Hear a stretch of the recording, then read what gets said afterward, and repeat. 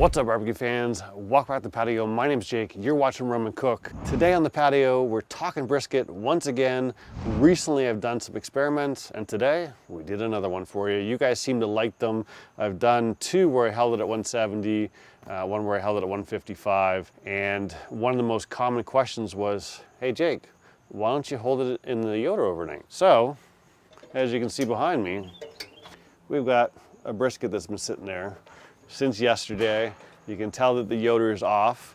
I'll bring you up to speed on that in a second, but I want to talk a little bit about the process here that we went through. So I picked up a choice 16.5-pound brisket from Costco yesterday. I trimmed it.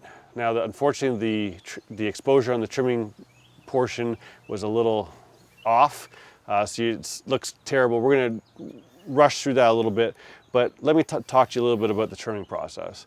Lots of you recently have asked me to do an untrimmed versus a trimmed brisket. And I gotta tell you, I have not done it yet because I already know the outcome. And it's not that I'm stubborn. I mean, I am stubborn.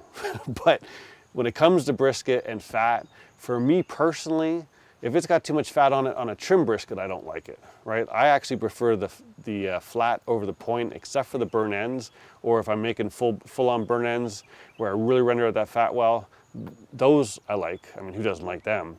But when it comes to just the general fat, if there's too much fat on it, I end up cutting it off because I don't enjoy it. I just don't enjoy the texture of it.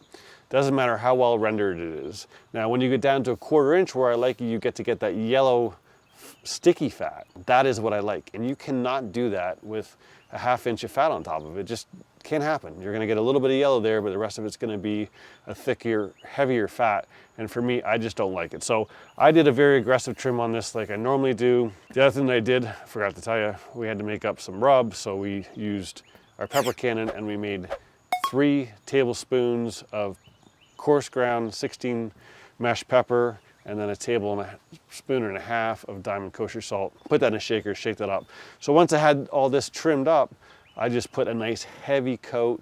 I've been applying a heavier and heavier coat recently because I've got so much pepper in there, you can get away with it. And I really do like that. So I went all across the bottom, got the sides, and then on the fat cap side, we put a really heavy coat on that. And then I came outside, we filled up the Yoder with Bear Mountain oak pellets, and I grabbed my smoke tube, filled that guy up. We lit that up with our torch. Again, if you're using one of these, you want to make sure that you spend a good minute or so with your torch to get all those pellets burning really, really well, and then let the fire go for a little while, like a few minutes. If you don't, it's not going to burn as cleanly.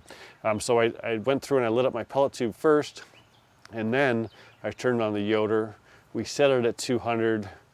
I went inside, I got a container full tin for water. We put just cold water in there, and then I went and got the brisket. We put the brisket on top, and away we went. Now, I didn't actually touch that brisket for about 4 hours. Then I came out, I sprayed it with water, and I did water every 45 minutes, about 4 times, and then I let it go. Now, this was a big boy. This took a while. So what I did is, once we got up to about 180, that's when I decided to paper wrap. I went with paper wrap this time because it was gonna sit in the Yoder overnight, and there's gonna be a ton of smoke, a ton of air moving in there, and I didn't want to dry it out. So I decided to go with a butcher paper wrap. I used a bunch of tallow in there to help keep it moist. And then I threw it in the top rack. I put the Yoder probe in there and just let it go. Now, it just so happens it ended up getting late, around 12:30. My dog's looking at me like, "Are you gonna go to bed, man?" Like, I'm tired. He was going upstairs. He'd come down to get me going upstairs, and I was getting tired. So I got out my phone and I used a program. And what I did is I told it to sit at 275. And once it hit 195, then I told it to go down to 150 and just hold. So at 12:30, I put that program in there, and then I just went to bed. So at that point, I ran at 4 hours at 200, then I let it go at 275 until it hit 195, and then I went down to 150 overnight. Now, the one thing I'll tell you, I'll show you the chart, but if we look at it right around 1:30 a.m., 1:30 a.m., 125, I hit 199, and then it started to come down. Now around 6 o'clock in the morning, the Yoder was sitting at 146, 140, 152, fluctuating in there. My brisket was sitting around 158, and what I did is I had it on the top shelf. I decided to move it down to the bottom shelf just to see if it would go down at all. It did not. It actually went up. I went back for a couple of hours, or back to bed for a couple of hours, and I got up. As we got hot here, the one thing I noticed is that the Yoder couldn't hold 150 anymore. My son comes right up behind me, beats on here. It's 9 degrees today, so this was sitting right around 170, 174. It just couldn't get any lower than that due to that direct heat. But I'll share the chart with you guys, and it just kind of flatlined. Our brisket went up to about 166 tops, and then what I did is I came home and I turned off the Yoder and just let it sit. It's been sitting for probably about an hour, and I'm just trying to let it cool down. Again, it is 9 degrees outside, so it's not going to cool down super quick. Right now it's 155, 158, so it's about time to cut into it. Why don't we pull it off and have a look? We're going to put some white cotton gloves underneath our black gloves here because it is still going to be a little warm. It's not exactly coming down to 140 anytime soon when it's so hot outside. All right, so let's double check where we're at here. Yeah, 155, 156, 158. Feels good, 157. So we're in good shape. You know, ideally you want to let it cool down a little bit more, but I don't know what time it is, but I'm friggin' starving. It's 2 o'clock. So let's have a look at how we did here.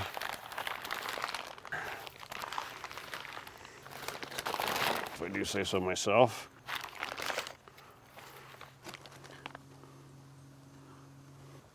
There's way more tallow in here than I need.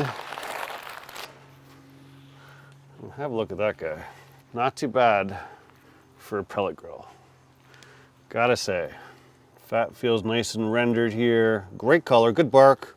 See, you had a little separation on this guy, but I'm thinking the grain was really aggressive the one way, so what I did here is I just sliced off an edge so I knew which way the grain was going.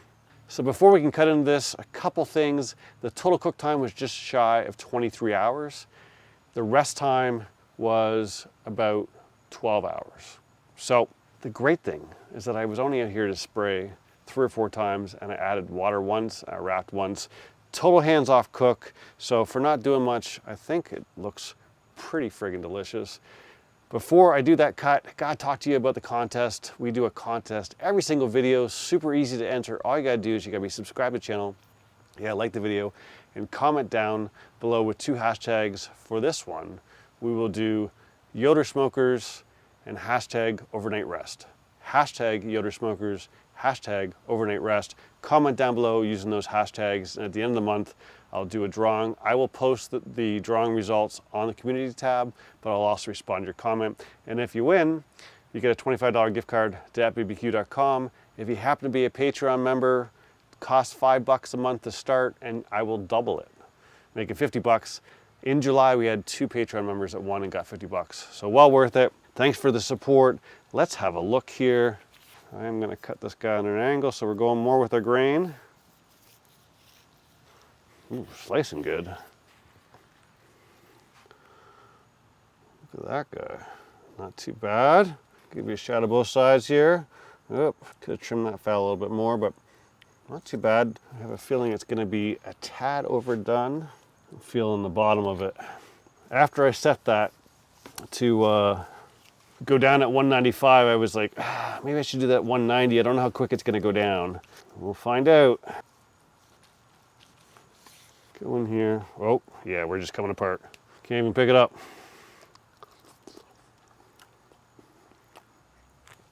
That's unfortunate.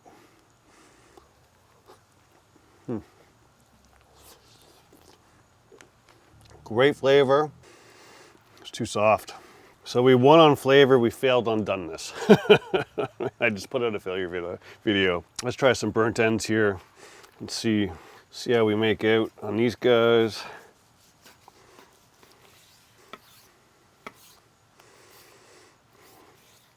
Beautiful smoke ring on there.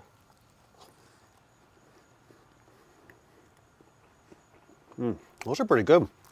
I wonder if just our point's overdone. Or, I'm sorry, our flat. I'm cutting the point. Now, as you get on the inside, you can see it's a little, not as bad as the flat.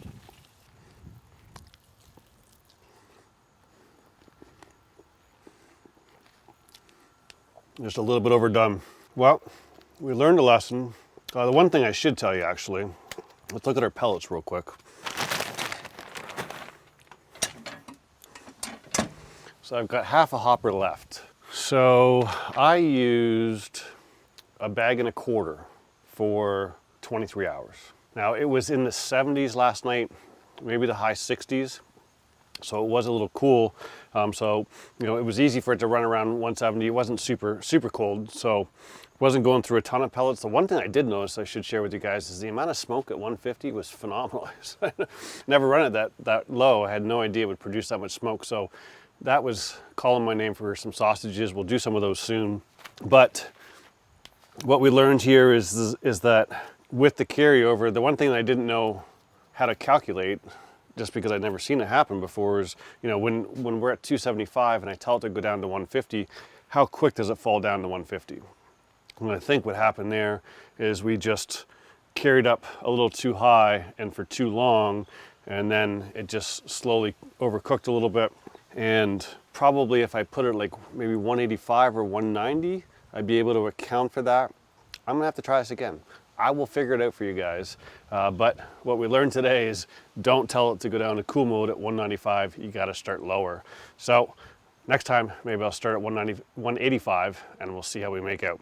When you guys overcook a brisket like this, there's lots you can do with it, right? People chop it up and put it in a chili. They use it for tacos, they use it for pizza, they chop it up and make sandwiches out of it. That's my preferred method. I love to make some sandwiches out of this. Just shred it all up, chop it all up, and make yourself a nice toasted chopped sandwich, and it'll be delicious. Anyhow, hopefully you learned something here. I'm here to take one for the team. Barbecue's not perfect, folks. I'm not afraid to share it. Thanks as always for watching. If you like what you saw, give it a thumbs up. If you're not subscribed yet, do so below. I'll see you soon.